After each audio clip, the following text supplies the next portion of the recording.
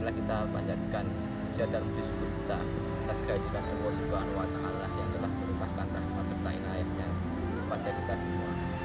Salawat serta salam tak lupa kita panjatkan kepada Nabi Agung kita, Nabi Muhammad SAW, yang telah membimbing kita dari zaman jahiliyah hingga ke zaman modern sekarang ini. Kenalkan, nama saya Imam Abdul Rozi, NIM 2119391, akan menyampaikan materi tentang kedudukan orang tua, bersyukur kepada ibu dan bapak. Kali ini saya akan membahas permasalahan mengenai yang pertama, yaitu apa pengertian hakikat bersyukur. Yang kedua, apa teori bersyukur kepada Allah Subhanahu wa taala adalah syukur kepada orang tua. Yang ketiga, yaitu bagaimana analisis bersyukur akan menambah nikmat dan anugerah. Yang terakhir, yaitu dalil tentang bersyukur pada ibu bapak berdasarkan Al-Quran.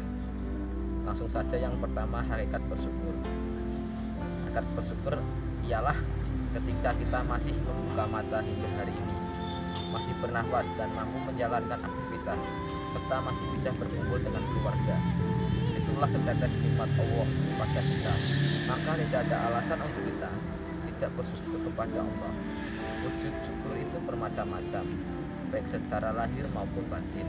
Yang pasti hakikat bersyukur itu tidaknya senantiasa ada dalam diri setiap muslim, yakni mengakui segala nikmat Allah dengan penuh sikap kerendahan serta memuji Allah dan menyerahkan seluruh jiwa dan raga kita hanya untuk beribadah kepada Allah. Yang kedua, yaitu teori syukur pada Allah adalah syukur pada orang tua. Hakikat syukur memiliki 3 tahapan, yaitu yang pertama, memberikan tambahan tahapan pikiran berawal dari siapa pemberi semua karunia ini. Kedua, tahapan ucapan, bagaimana kita mampu mengucapkan syukur mengenai lisan. Yang ketiga, yaitu tahapan perbuatan, ialah berpikir dengan benar mengenai tujuan kita diberi karunia ini untuk apa. Oleh karena itu, sebagian ulama berkata, syukur ialah pemanfaatan hamba atas segala karunia yang Allah berikan kepadanya. Adapun hakikat bersyukur kepada orang tua ialah kita mampu mempergauli mereka dengan baik. Sebab menurut Abdullah bin Abbas, ada keterkaitan antara bersyukur kepada Allah dan bersyukur kepada orang tua, yaitu keduanya tidak dapat dipisahkan satu sama lain. Jika kita hanya bersyukur kepada Allah tetapi melupakan jasa-jasa orang tua, maka syukur yang kita lakukan tidak akan diterima di sisi Allah. Pula sebaliknya. Dan yang ketiga, yaitu analisis bersyukur akan menambah nikmat dan anugerah. Ada 3 hal yang harus dilakukan manusia ketika menerima nikmat Allah agar ia dipandang sebagai hamba yang bersyukur kepadanya. Yang pertama, yaitu secara batiniah, ialah harus mengakui telah menerima nikmat dari Allah. Yang kedua, secara lahiriah, ialah mengucapkan syukur atas nikmat itu. Yang ketiga, harus menjadikan nikmat itu sebagai pendorong untuk lebih giat beribadah kepada Allah. Bila ketiga hal tersebut telah terpadu dalam diri seorang hamba, maka ia layak dikatakan sebagai hamba yang bersyukur kepada Allah.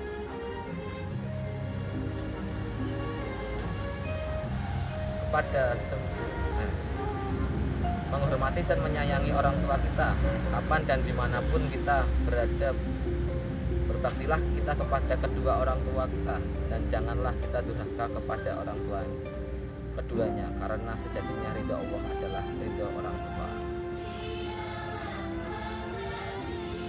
Dalil bersyukur kepada orang tua ialah terdapat pada surat Al-Luqman ayat 13-15 yang berbunyi, wa id qala Luqmanu ibni wa huwa ya'idu ya bayyana la tusyrika billah inna syarka la dzulmun wa wasaina insana biwalidayhi hamalat ummuhu wahnan ala wahnin wa bisol bima maini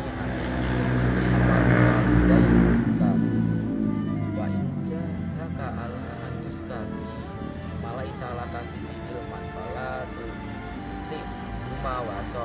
mahfid ya ma'rufan wattabi sabila man anaba ilayya summa ila marji'ukum fan fa'unab hukum bima kuntum ta'malun, yang artinya dan ingatlah ketika Luqman berkata kepada anaknya di waktu ia memberi pelajaran kepadanya, hei anakku, janganlah kamu mempersekutukan Allah, sesungguhnya mempersekutukan Allah adalah benar-benar kezaliman yang besar, dan kami perintahkan kepada manusia berbaik-baik kepada kedua orang ibu dan bapaknya.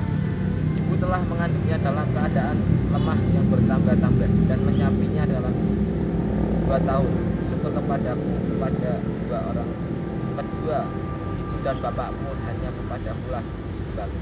Dan jika keduanya memaksamu untuk mempersekutukan denganku, aku suatu yang tidak ada pengetahuan tentang itu, maka janganlah kamu mengikuti keduanya, dan pergaulilah keduanya dunia yang baik, dan ikutilah jalan orang-orang yang kembali kepadaku, kemudian hanya kepadakulah kamu akan kembali. Dan kalimat motivasi dari saya adalah, masalah yang kamu hadapi bukan untuk menjatuhkanmu, tapi agar kamu bisa berpikir lebih dewasa dari hari ini dan hari kemarin dan hari sebelumnya dan seterusnya.